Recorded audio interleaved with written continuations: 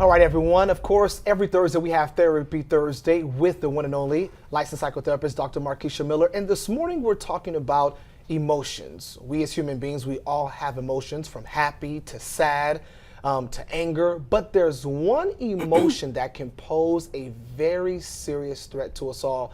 Dr. Markeisha Miller, good morning to you. How are you today? Good morning. Doing well. And thank you for having us here, Dr. Miller.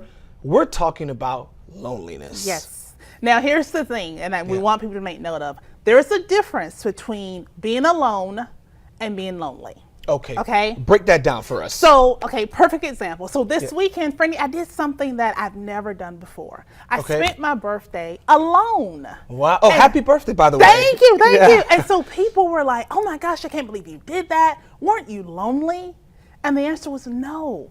Because when you're alone, sometimes we need that alone time to regroup, to think through things, to refocus. But when you're lonely, loneliness is about a lack of quality of relationships, meaningful relationships in your life. Wow. And so thanks for breaking that down. Like you mentioned, it's okay to have time for yourself. Yes. But when that time to yourself begins to be like you have no one else. Absolutely. That's when it becomes It's that lack of social connections. And so the study, there was a recent study that Psychology Today published, which was just phenomenal, which identified that loneliness, a person experiencing this, equates up to smoking 15 cigarettes a day.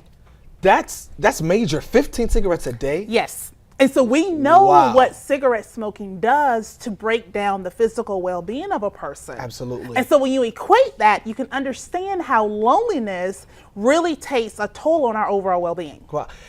Well, Dr. Miller, I feel lonely at times because I don't feel like anybody else actually has time. Right. Or they don't care to hear me. Okay, so there are different types of loneliness, okay? The first is there's situational loneliness. And this is type of loneliness where maybe I just moved to a new town or I just moved to a new state and I don't know anybody.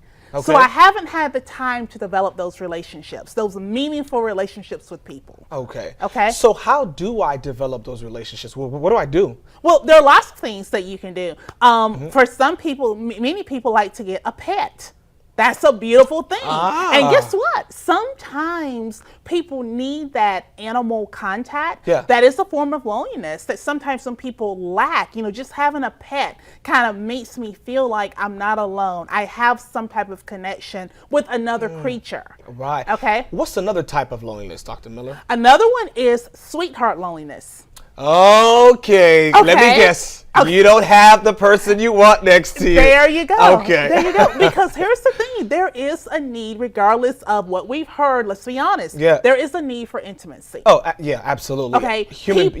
I mean, people crave that. And so not having that special person that you can share that bond with, that is a form of loneliness. Wow. That people have as well.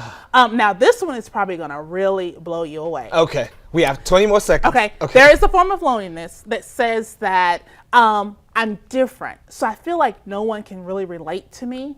And so I feel like, you know, I kind of stand alone by myself. And that can put a person in a state of feeling lonely and kind of feeling out there. Wow. Okay. After the break, Dr. Miller's going to have some tips for us. We got some tips, things to combat the loneliness. Okay. Stay with us. You don't want to miss this. Columbia time right now is 6:28. And before the break, we were talking with Dr. Markeisha Miller about the difference between lonely and loneliness. And so now, since we've gotten that out the way, Dr. Miller, if someone is experiencing loneliness, what can they do? We've got 5 simple things that we can start. First and foremost, I know it sounds like, really? Talk with strangers. You know, so many of us are so afraid to just approach individuals and start conversations. But my grandmother always said, never meet a stranger. So talk with strangers, okay? Create relationships with individuals. Neighbors, that's number 2. Talk with your neighbors. You know, friendly, many of us live around individuals. We lived around them for years. And we've never even stepped out the door just to say, hello, how is your day? So utilize your neighbors. Get to know the people in your neighborhood. That's a really good, that's a good point for a number of reasons. And also for loneliness too. I mean, you know? Yeah, you have to know who you're living next to. It's a good idea. Yeah. You know, neighbors help neighbors. Yeah. Number 3, use social media. Use Facebook wisely.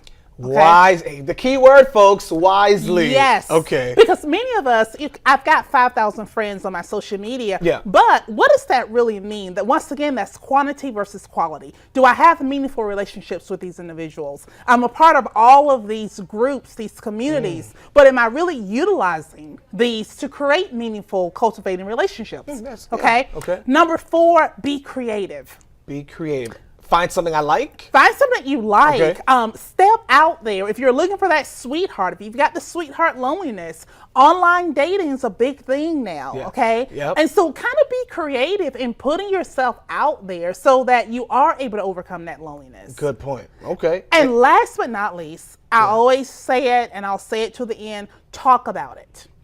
It is okay to acknowledge that I'm lonely, that I understand that I'm missing something, that something in me is lacking. It's okay. But how about if I feel as if I'm by myself? Nobody else will understand. I talk about it, nobody's going to understand I'm lonely. But see, that's the concept of being lonely, because you feel like I am by myself and no one understands me. So that's why it's so important to cultivate those relationships so that you're able to move from that. And the first step in doing that is acknowledging the fact that I am lonely. I do feel like I'm missing something and I want to find a way to fill that need. Licensed psychotherapist, Dr. Markeisha Miller. Of course, if you have any questions, go by and see her at her office. She will help you out. She definitely will. Thank you for being here, Dr. Miller. We appreciate it.